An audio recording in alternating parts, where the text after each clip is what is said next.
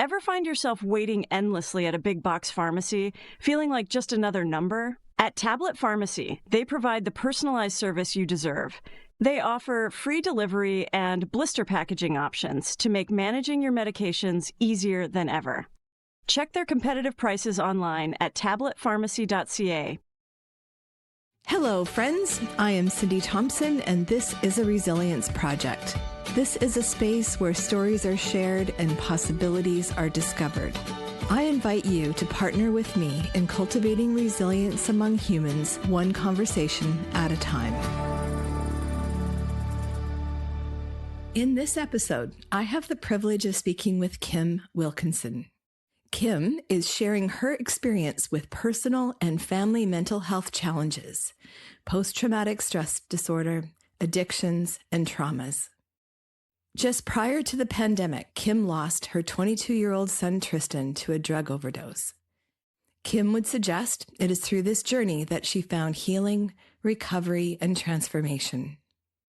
As a grief recovery specialist, yoga and meditation teacher, Reiki master, life coach, and end-of-life doula, Kim has discovered her purpose and a passion in helping people move from suffering to empowerment.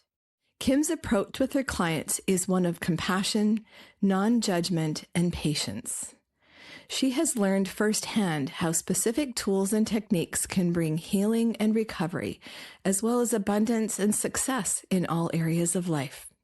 She continues to study trauma and addictions through Dr. Gabor Mate's training programs and has created her own online school with a variety of programs, courses, and free resources that can be accessed at any time. I would like to dedicate this episode to Tristan and to those parents who have lost a child to drug overdose. Well, Kim, I am really honored to have you here as a guest on a Resilience Project today. Thank you for taking some time out on your Friday to meet with me. Thank you so much, Cindy, for having me. My pleasure. And I think what we're going to be talking about today is really important because it's a topic that is on the mind of many out there now. To really honor in this conversation the loss of your son. I believe he passed away at 22, but I really want to just dedicate this particular conversation to your son and to be able to remember him well.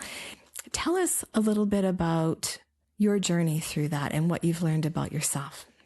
Absolutely. Thank you again. I guess a little bit of a backstory.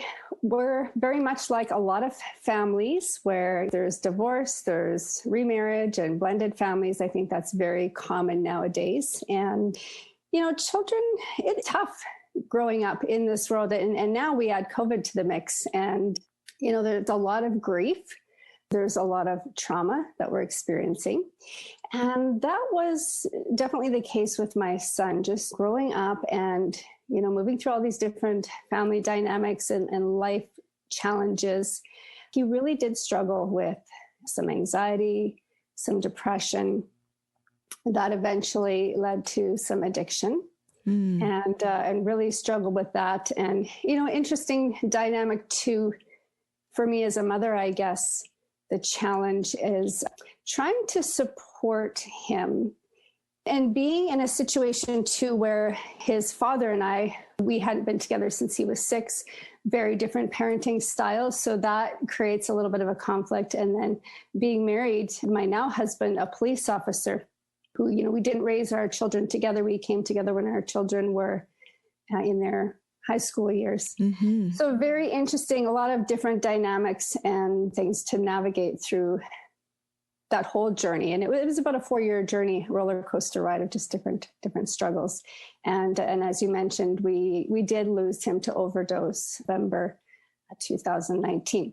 He had been in and out of rehab programs a couple of times. And I can honestly say, and I shared this with a lot of people, and I don't know if it'll make any sense, but when you go through situations watching your child suffer, and I mean, long story short, there was times picking him up in the park homeless when he was suicidal, and having a knife on him, sitting in emergencies with him, times where he just was hurting so bad, crying, feeling that he wasn't worthy. And there was times where it was more painful to see him in such emotional suffering than it was to actually hear of his death. There was so much suffering in that, especially in that 4-year period, that as painful as it was to find out that we had lost him to overdose, there was this part that was just like, thank God the suffering has ended. Good point. There was a little bit of peace with that. And I mean, you never wish that to happen. And of course we prayed for, for him to make it through, but so definitely conflicting feelings and emotions. I hear that from other parents as well. When you're watching your young person really suffering with not just the addictions, but before that came the mental health concerns that he didn't know how to deal with. And it's natural that people might be drawn to an immediate feel better through drug use. So I really like to pull out when people hear the drug addiction, I just like to really emphasize there's a person behind that. Yeah. One thing, and I have so much gratitude today for the journey we went through, because it really brought me through my own deep healing and also to finding what I believe is my purpose in doing the work that I do. But it really opened my mind, my awareness to so much in life, and recognizing that we are so unaware as a society, and we are very conditioned in our beliefs, and we have a lot of misunderstandings. For example, grief. When a lot of people hear the word grief, they automatically think of death, which this is so true.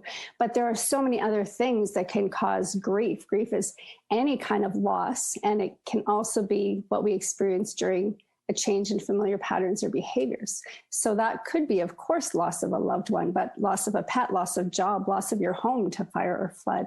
COVID is creating so much grief, loss of connection, right? Or loss of feeling in control, loss of trust. There are so many things in life that create grief, but people don't recognize that. And what I've really learned the last 6 months as I've dove deep into understanding trauma is that that's another misunderstanding we have. A lot of people hear the word trauma and they think of first responders, or they think of people who've experienced something violent like physical abuse or sexual abuse, which of course, yes, that is. But there are so many other things that can cause trauma. And I think the one that we don't even think about, that we're not aware of, is these traumas that we experience when our basic human needs aren't met. And I'm referring to the need to be safe, the need to be heard, the need to belong, the need to be loved. And what I'm learning and really realizing is that we've all had those traumas at some point in our life when we were younger as children. And I often say, especially the last couple of years, I've said, if I knew 20 years ago what I know now, I would have parented so different. But you only know what you know. True. And you can't fix or change or improve something that you're not aware of. But we are so unaware. And you're right, coming back to addictions, I've also spent about the last year and a half working at the addiction treatment center where my son attended. And I've really gotten to see that world from a different perspective and really learn from the people that are struggling with this. And what I can tell you is that every single person who struggles with drug or alcohol addiction has had trauma. Mm-hmm. And there's a quote I came across, not all trauma leads to addiction, but all addiction stems from trauma. And it is so true. And the people I've met over the past year in addiction treatment and recovery are some of the most beautiful, kindest, talented people I've met. And there has been just so much suffering. I'm really appreciating that you're helping to bring that out, because I want people to hear that. We sometimes can put people in a box and label them, or just look at what they're seeing on the surface. If you see someone homeless, or that you maybe are afraid of what they might do or what's going on for them, it might feel scary or unpredictable. But like you're saying, they're often just surviving, and that there's a lot going on that's led them to that point in their lives. Absolutely. I mean, even if you look at people who are incarcerated, They have been through trauma. There's no bad people, there's hurt people. And then there's another quote, hurt people hurt people. Mm-hmm. And it's so true. And I've always been fascinated with human behavior. And it's just been so enlightening. Just to gain this knowledge and this awareness has been huge for my own healing journey. But then, yes, of course, to be able to help others. And our biggest problem, I think, well, two problems. First of all, most of us have never been taught how to deal with our emotional health. We're actually taught to avoid and distract right from the time we're children. We're taught, be strong, give it time, keep yourself busy. We turn into workaholics, even in the media or on movies and TV. We get that message. If you have a bad day, you go home and have a drink. That's what you do, right? So we've learned to avoid and distract, and all of this emotional energy becomes stuck and trapped in our bodies, and it gets overwhelming. And then we need something more. And as parents, if we can't even deal with our own emotional health, what are we teaching our children? And we're actually teaching them the same patterns. And this is where we get this generational or multi-generational trauma that we aren't even aware of. But if we can bring this awareness to more people, we can actually, I believe we can break that cycle of generational trauma. And I think we can reduce the risk of mental health and addiction concerns for our children and the generations to come. Well said. And if I may, I just want to identify that as a mom, to go back in and now work at the treatment center where your son has been a couple times, maybe? Yes, twice he was there. Twice. What was that like for you to now go in there and to maybe look at that experience through a different lens? It's very interesting. Along the way, a lot of things didn't make sense, but now I can look back and I feel like this path is like a chosen path. I honestly feel I'm one of these people. I have a pretty deep spiritual practice, not specific to any religion, just a spiritual practice. I believe in soul agreements. And I honestly believe that my son, one of his purposes or part of his purpose was to show me mine.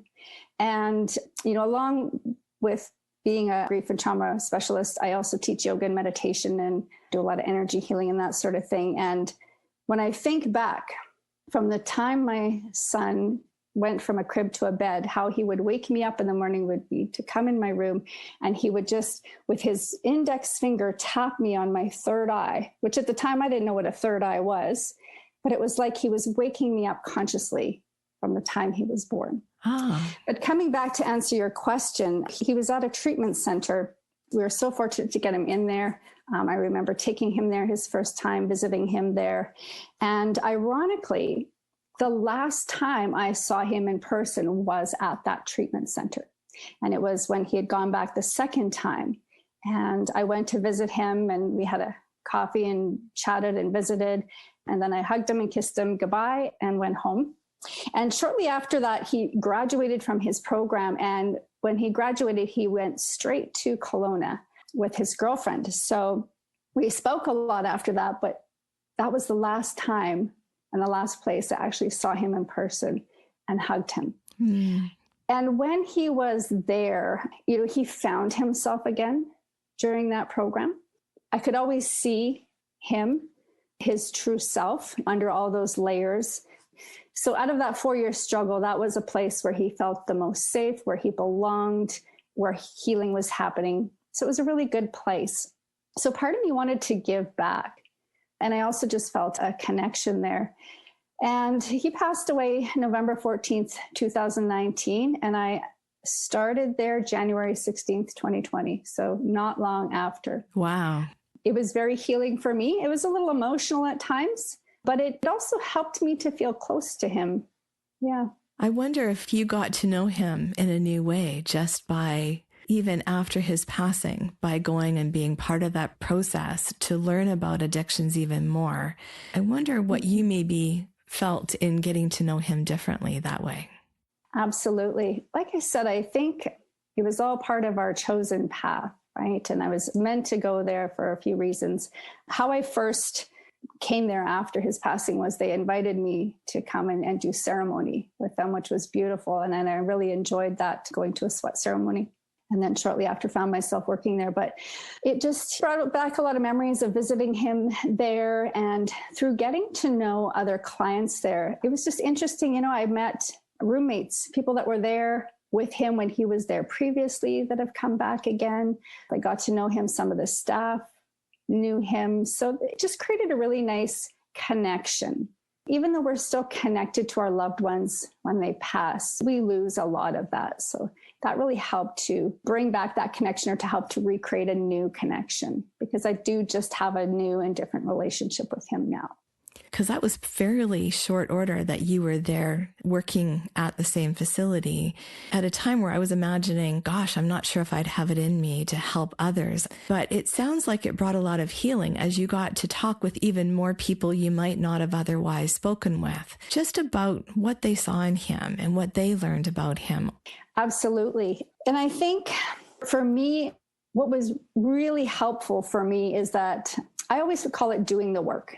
You got to always be doing the work. And that's healing from your past and trying to be present and staying grounded and all of this stuff that helps us to live a healthy, happy life.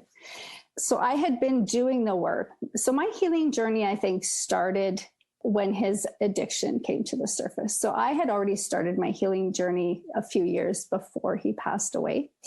And honestly, intuitively, I knew it was going to happen. I mean, I prayed it didn't. I tried to do everything I could think of and do to help him to avoid that. But deep down, I just knew it was going to happen. I didn't know when, and I didn't know how. And as I mentioned, I mean, he had so much suffering. There was a period of time between the two treatment programs where they found 2 softball-sized tumors growing around his heart and lungs. He had to have a pretty invasive surgery. He had some concerns around testicular cancer as well. Like, he just really, really suffered physically and emotionally. And I just knew. And I had actually even said that to a few close friends and family. I said, I know it's going to happen. I just don't know when. You pray it doesn't. Of course. So you can never be prepared for something like that. But in a sense, I had been preparing for a few years.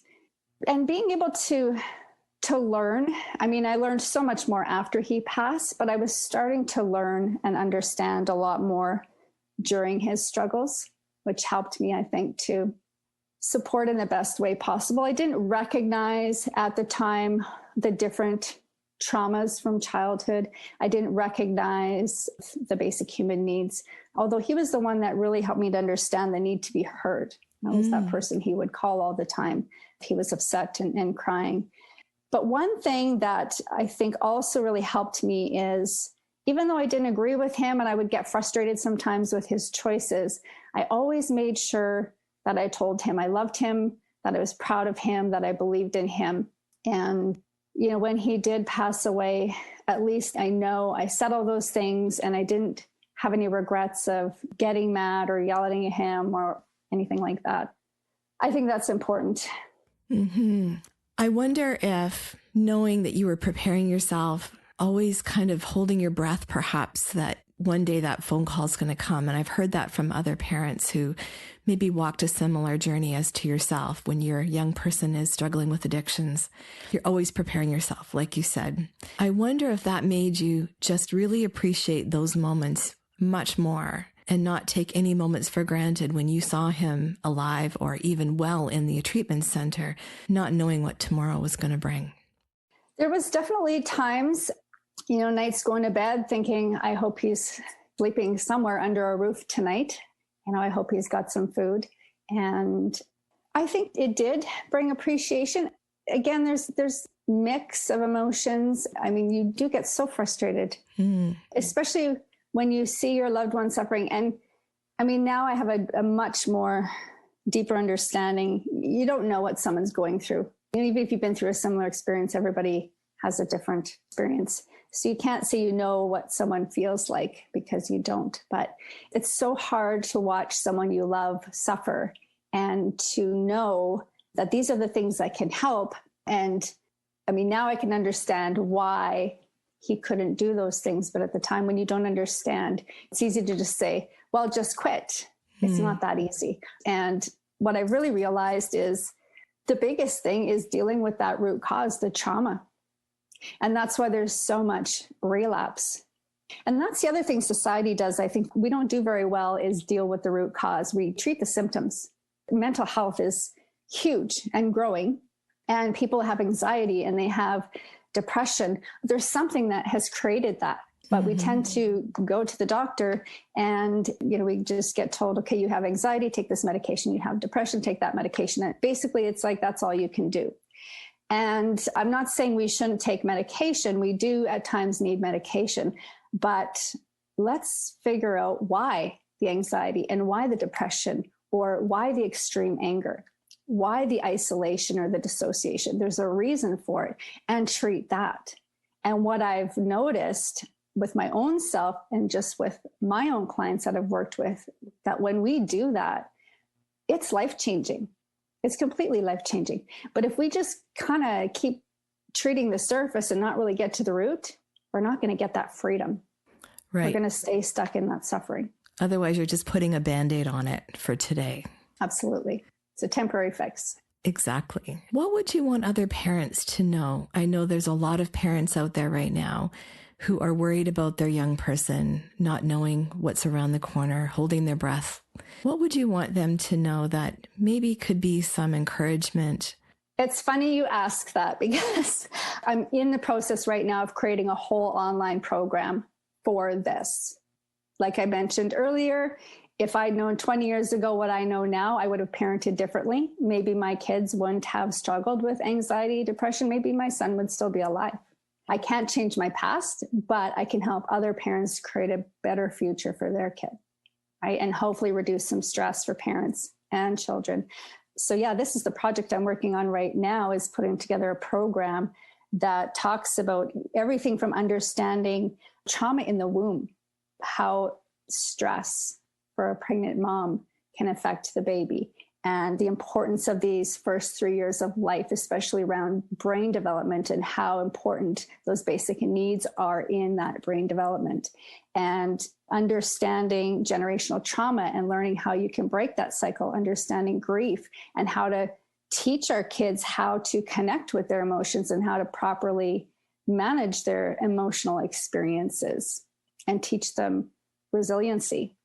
Educate yourself, especially around trauma and mental health, emotional health. That is the key, because that's the base of everything. Everything roots to emotions. And I've been teaching a lot of self-care for 10 years. Like I said, I teach yoga and meditation, and I do energy healing and all these things. And what I realized, even just this last few months, you can do all the self-care in the world, but until you deal with that root of your discomfort or your trauma or your pain or your suffering, all that self-care is not really going to do anything. It's still just a temporary fix. Mm-hmm. It really emphasizes the importance of getting the tools, doesn't it? To really have somebody that is able to walk you through that trauma.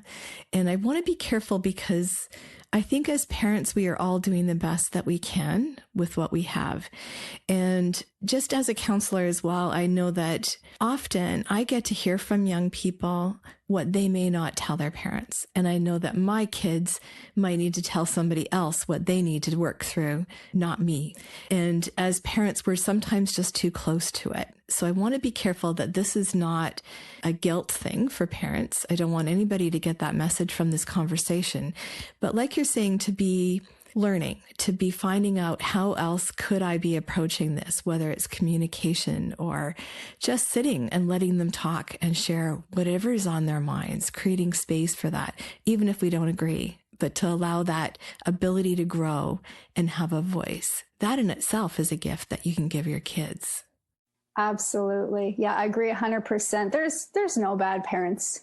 Yeah. Again, you only know what you know, and our intentions are loving and kind and in their best interest. But again, you only know what you know. Yeah. And even then, in the best laid plans, the most loving family, our young people might still struggle. Because like you're saying, there's a long history there that might be a genetic predisposition as well. And especially as a young person, they're going to be drawn to what's fun and exciting, even with all of the ideal conditions at home. Absolutely. And even just COVID. I can't imagine how kids are feeling these days, not being able to have their birthday party. I mean, for us, it might seem like not a big deal, but that is so significant for a child, right? Or to not be able to go see grandpa and grandma, or to not be able to just go and play with their friends or do their favorite sport.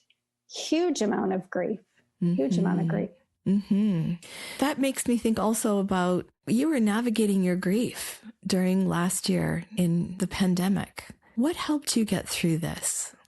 I believe for me, it was a combination of things. So first of all, as I mentioned, I have a very strong spiritual practice. I do a lot of yoga, meditation daily. In fact, I had a 6 a.m. class to teach the day after I found out that my son had passed, and I still went and taught it. I could have canceled it, but I did it for me because I know how powerful of a practice it is for me. And for me, when I do and teach yoga, it's not the fitness aspect. In Western world, we've kind of looked at yoga from a fitness thing. And although it is very good for fitness and strength and flexibility, for me, it's just really about connecting mind and body and deepening the connection to self and meditation. And at that point, I'd also been not only working on my own emotional health, but I was teaching people how to manage emotional health. So that was things like really learning to shift from fear to love. And one of the most simple, basic, but most powerful tools, I guess, that I use and then I teach to people is just the simple act of bringing hands onto heart. And we experience life either from fear or love, either from the mind, the ego, fear-based mind, or from the heart, which is love or soul connection, right? And we're often fluctuating between the two, but it's probably more people spend more time living life from fear. And we give our power to our thoughts.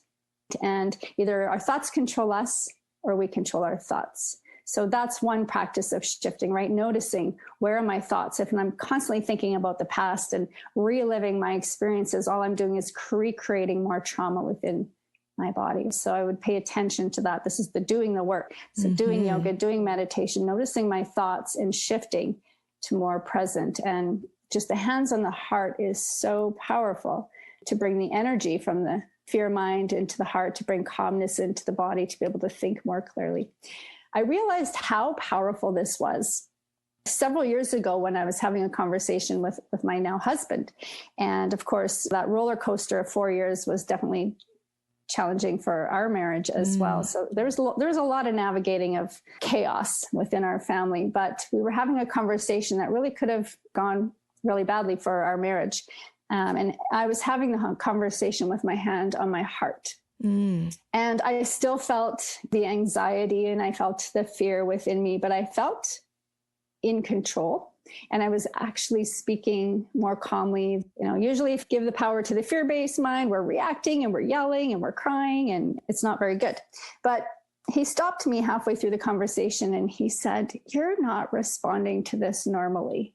And a little light bulb went off in my head and I thought, yeah, you're right, because normal would be yelling and screaming and crying and freaking out. What I was doing was responding appropriately because I was responding from love, from the soul, instead of giving power to the fear mind and responding from there. So I often do this hand or both hands on heart when I'm feeling anxious or need to come back to center or grounding. And I teach that to a lot of people as well. And other than that, I just really kept educating myself through books, through learning. I did some addiction training, some trauma training. I'm still doing that ongoing. Sharing my story has been very helpful. The day after my son passed away, I recorded a video. I just let the words flow. It just was raw and real, and I posted it on social media. I believe that it was healing for me, or it was starting the healing process, but I know that there are so many people in the world going through not the same thing, but everybody's going through grief and trauma. And we've been ignoring it, shoving it under the rug. And it's part of life and it's going to happen. And more stuff's going to happen. I know I'm going to have more situations in life, and we just need to learn to manage it and know that it's okay. We don't have to be ashamed of anything or feel guilty about anything.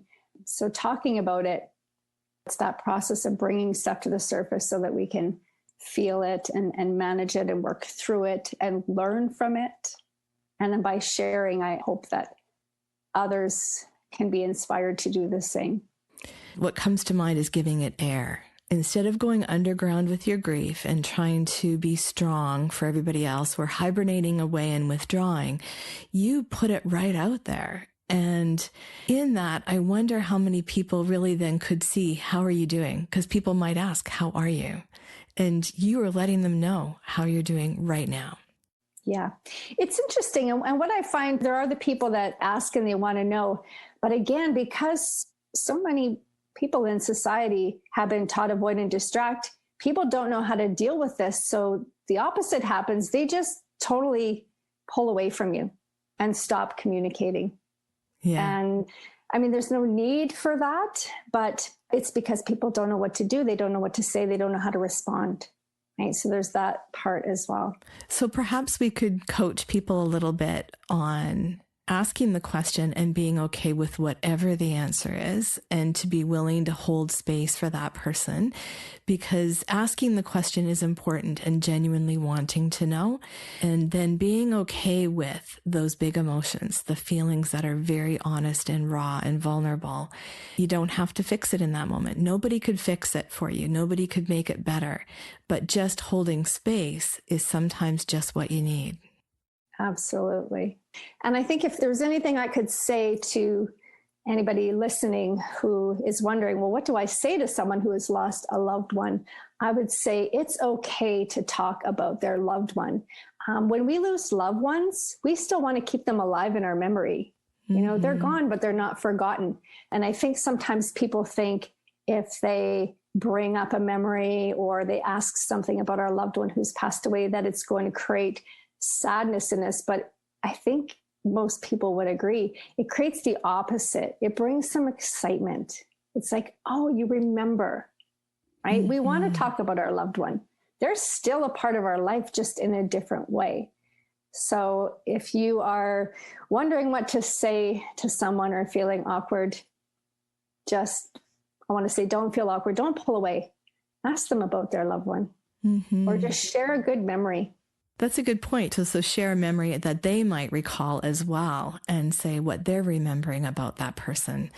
And to know that you're going to be feeling that sadness anyway, even if they don't bring it up.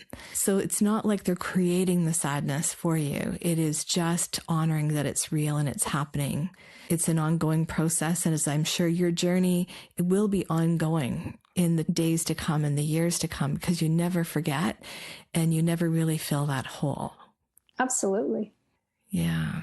Kim, anything else that you wanted to mention in this conversation today that comes to mind that you want the listeners to hear about your experience, your learnings since your son passed?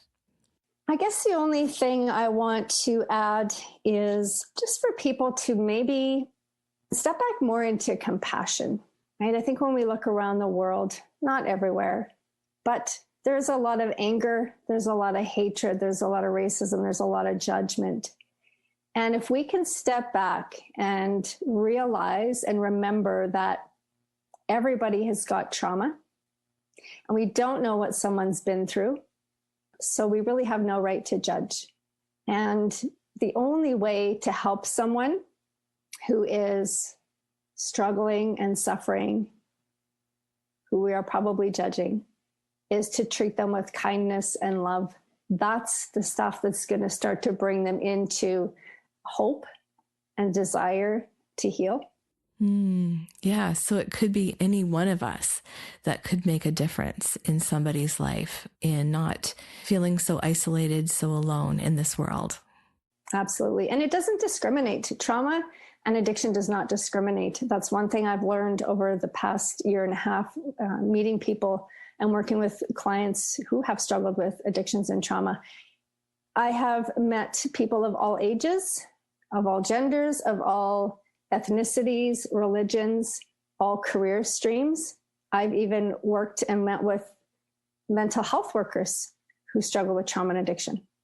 It doesn't discriminate. And if you think it can't happen or won't happen in your family, I hope you're wrong. But the chances are getting greater and greater and greater as time goes on. Mm-hmm. That's a great message and a great way to really honor just the ability to make a difference in this world in some small way, to reach out, to remember that we're all human beings living in this existence and we're not alone. Absolutely. Well, I love the work you're doing, Kim, and I can hear the journey that you've been on in learning about yourself, learning about the importance and meaning of helping others, because it sounds like that came about after your son passed for you to really find your purpose. Absolutely. I was on the right path. I wasn't exactly sure where it was going, but it became very, very clear, especially in this past year. And I still have a lot to learn, and I'm constantly learning and doing my own work. But it has been so empowering, so transforming. And I just want everybody else to experience that too. And I know it's so needed. So I feel very blessed. I feel very fortunate. It's of course too bad that, it had to come at such a high cost, but I am at a place where I have found peace, and I can actually look back and be grateful for all of the lessons and all the opportunities that have come forth. That's a beautiful way to wrap it up, and to honor that those experiences sometimes can bring us some gifts, even through darkness, to find a better pathway to what you're meant to do, and to find meaning in that, to know that your son's life had a purpose too, and that you'll continue to live that every time you help somebody else. It's a way that he's giving back too. Absolutely. And when we open ourselves up to that, I think more opportunities come. And I still continue to see that all the time through him, even new opportunities, to remember him, to recognize him. And it's been great. Well, I thank you for being vulnerable and sharing your story, Kim, and I can hear the value that has brought in continuing to tell your story and the story of your son's life and the learnings that you've had in order to then support others in that journey. So thank you for being here with us today to have this important conversation and in service to helping as many as we can. So thank you. Thank you so much for the opportunity to share my story. And I know Tristan is very happy as well to have his story told and to be able to help any way that we can. So thank you so much. My pleasure.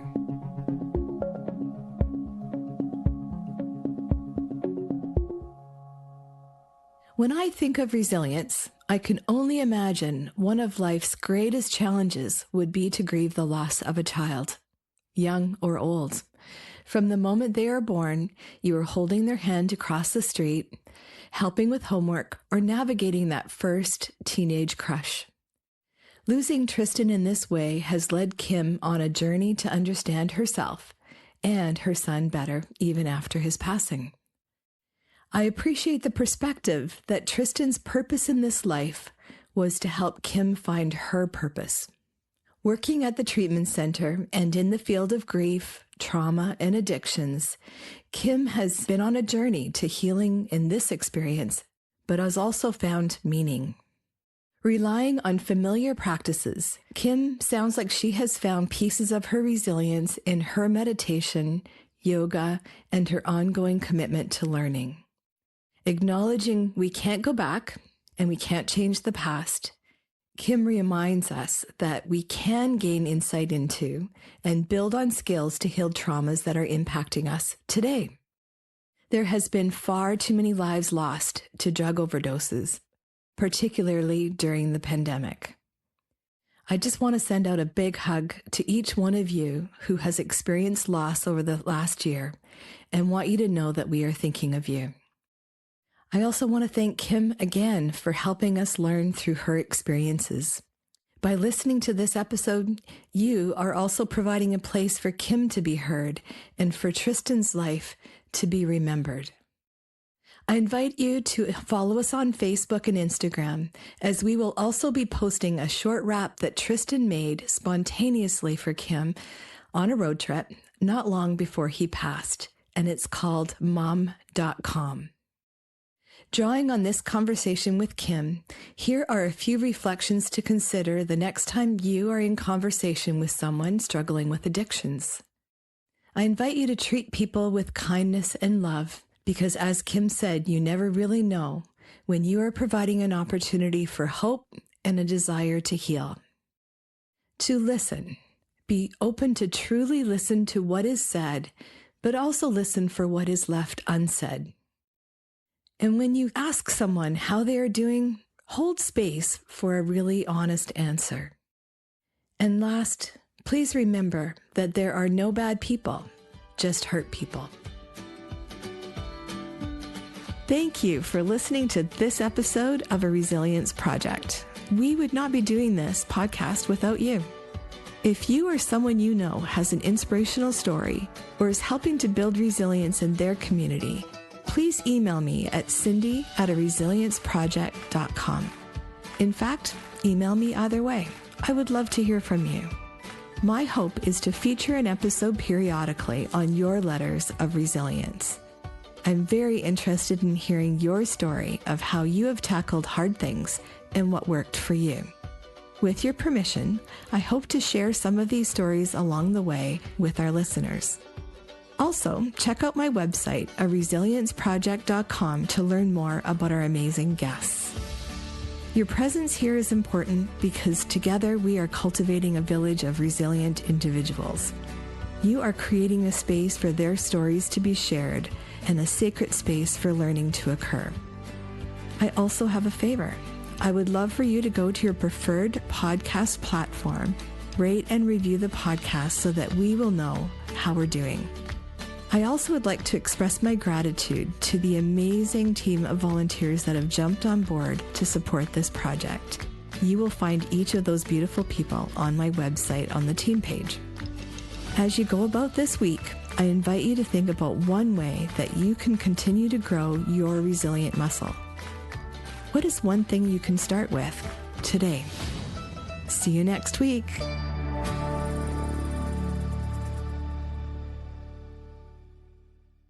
Ever find yourself waiting endlessly at a big box pharmacy, feeling like just another number? At Tablet Pharmacy, they provide the personalized service you deserve.